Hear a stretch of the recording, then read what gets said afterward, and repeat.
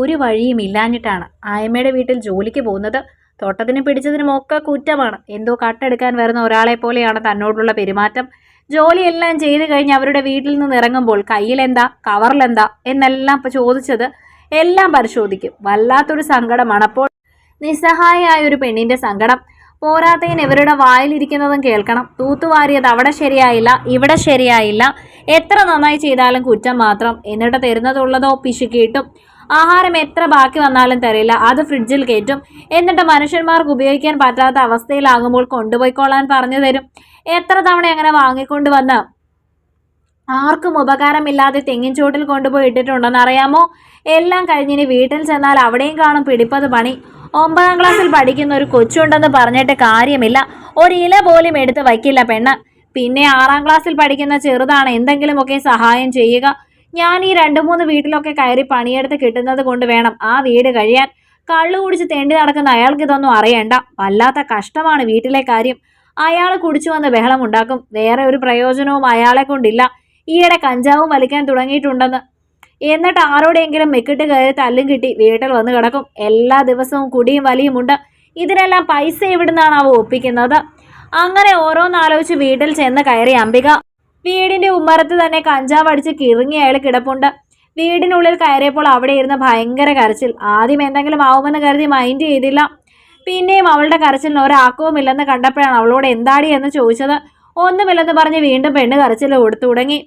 എല്ലാം കൂടി ഭ്രാന്ത് പിടിക്കുന്നുണ്ടായിരുന്നു. നിന്റെ ആരെങ്കിലും ചത്തോ? മര്യാദയ്ക്ക് പറയടി, എന്തിനാണ് നീ കരയുന്നത് എന്ന് ചോദിച്ചു അവളോട്. ആദ്യം ഒന്നും പറഞ്ഞില്ലെങ്കിലും പിന്നീട് പതിയെ അവൾ പറഞ്ഞത് കേട്ട് ശരിക്കും ഞെട്ടിപ്പോയി. സ്വന്തം അച്ഛൻ മകളെ. ശ്വാസം വിലങ്ങി ഞാൻ അവിടെ ഇരുന്നു. എന്തു ചെയ്യണമെന്ന് അപ്പോൾ ഒരു രൂപവുമില്ലായിരുന്നു. അവളെയും കൂട്ടി പിടിച്ച് കുറച്ചു നേരം ഞാൻ ഇരുന്ന് കരഞ്ഞു. അത് ഞങ്ങളുടെയും അയാളുടെയും കൂടി വയറ് നിറയ്ക്കാനാണ് ഞാൻ രാവിലെ ഇറങ്ങി പോകുന്നത്. അപ്പോഴും ഏക ആശ്വാസം അയാളിവിടെ മക്കൾക്ക് കാവലായി ഉണ്ടല്ലോ എന്നാണ്. ആ അയാൾ തന്നെ. എന്ത് ചെയ്യണമെന്നൊരു രൂപവുമില്ലായിരുന്നു. ആളുകൾ അറിഞ്ഞാൽ മകളുടെ ഭാവി. എല്ലാ ചിന്തകളും ഒരു നിമിഷം മനസ്സിലൂടെ പാഞ്ഞുപോയി. ഒടുവിലൊരു തീരുമാനം ഞാൻ തന്നെ എടുത്തു. എൻ്റെ കുഞ്ഞിനെ മറ്റൊരു കണ്ണിലൂടെ ജനങ്ങൾ ഇനി കാണരുതെന്ന് എനിക്ക് നിർബന്ധമുണ്ടായിരുന്നു. സ്വന്തം അച്ഛൻ എച്ചിലാക്കിയവളെന്ന അവളെക്കുറിച്ച് ആരും പറയരുതെന്ന് ഞാൻ തീരുമാനിച്ചു. പക്ഷെ അയാൾക്ക് ശിക്ഷ കിട്ടേണ്ടത് അനിവാര്യമായിരുന്നു. ഒരിക്കലും ഒരാളോടും ഇത്തരത്തിലൊരു അക്രമം അയാൾ ഇനി മേലാൽ കാണിക്കാൻ പാടില്ല എന്ന് എനിക്ക് നിർബന്ധമുണ്ടായിരുന്നു. മോളോട് വൃത്തിയായി ഒന്ന് കുളിക്കാൻ പറഞ്ഞു.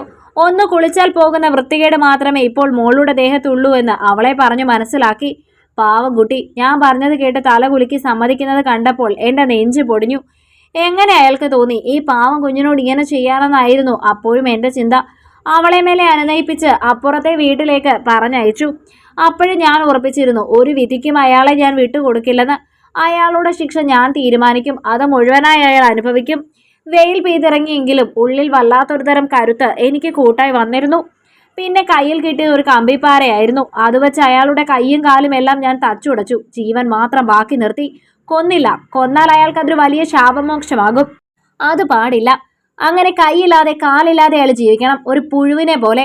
ഓരോ അടിയിലും അയാളുടെ നിലവിളി എൻ്റെ കാതിൽ വന്ന് പതിച്ചു. ഒരു പോറൽ പോലും സ്വന്തം കുഞ്ഞുങ്ങളുടെ ദേഹത്ത് വീഴരുതെന്ന് ആഗ്രഹിക്കുന്ന ഒരാളാവണം അച്ഛൻ. പകരം സ്വന്തം കുഞ്ഞിന്റെ ദേഹത്ത് പോലും കാമം തീർത്ത അയാളോട് വെറുപ്പ്. വീണ്ടും വീണ്ടും അയാളെ അടിക്കാൻ എനിക്ക് പ്രേരണയായി. ആരും വരുന്നില്ലെന്ന് ഉറപ്പ് വരുത്തിയതിനു ശേഷം അയാളെ വലിച്ചു വഴിയരികിൽ കൊണ്ടിട്ടു. ആരൊക്കെയോ ചേർന്ന് ആശുപത്രിയിലേക്ക് അയാളെ എടുത്തിട്ട് ഓടുന്നത് ഞാൻ ഉള്ളിലിരുന്ന് കണ്ടു. മദ്യപിച്ച് വഴക്കിട്ടപ്പോൾ ആരോ പക തീർത്താവുമെന്ന് ജനങ്ങൾ വിശ്വസിച്ചു. അയാളുടെ 2 കൈയും കാലും മുറിച്ചു മാറ്റേണ്ടി വന്നു. ആശുപത്രിയിൽ നിന്നും ഡിസ്ചാർജ് ആയപ്പോൾ ഏറ്റെടുക്കാൻ എനിക്ക് വയ്യെന്ന് ഞാൻ അറുത്ത് മുറിച്ചു തന്നെ പറഞ്ഞു. ഇന്ന് അയാളുണ്ട് ഏതോ ഒരു റെയിൽവേ സ്റ്റേഷനിൽ ആളുകളുടെ കാരുണ്യവും കാത്ത്. ഇട്ടുകൊടുക്കുന്ന നാണയത്തുട്ടിന് ആർത്തിയോടെ. ചിലപ്പോൾ മുഴു പട്ടിണിയിൽ, ചിലപ്പോൾ അരവയർ നിറഞ്ഞ്. നരകിച്ച് ഈ ജീവൻ ഒന്ന് പോയി കിട്ടിയിരുന്നെങ്കിൽ നാശിച്ച്.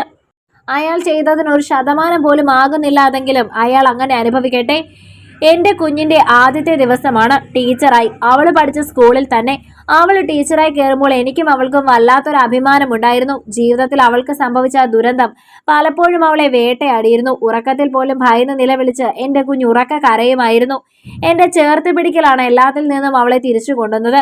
ഒരിക്കൽ ആരെയൊക്കെ വിശ്വസിച്ച് അവളെ അവിടെ ഇട്ടിട്ട് പോയതിനുള്ളത് ഞാൻ പിന്നീട് അനുഭവിക്കുകയായിരുന്നു. അതുകൊണ്ട് തന്നെ പിന്നീട് മക്കളുടെ എല്ലാ കാര്യത്തിലും ഞാൻ കൂടുതൽ ശ്രദ്ധാലുവായിരുന്നു. അവളുടെ ജീവിതത്തിൽ സംഭവിച്ചത് ഒന്നുമല്ലെന്ന് അവൾ എപ്പോഴും പറഞ്ഞ് മനസ്സിലാക്കാൻ ശ്രമിച്ചു.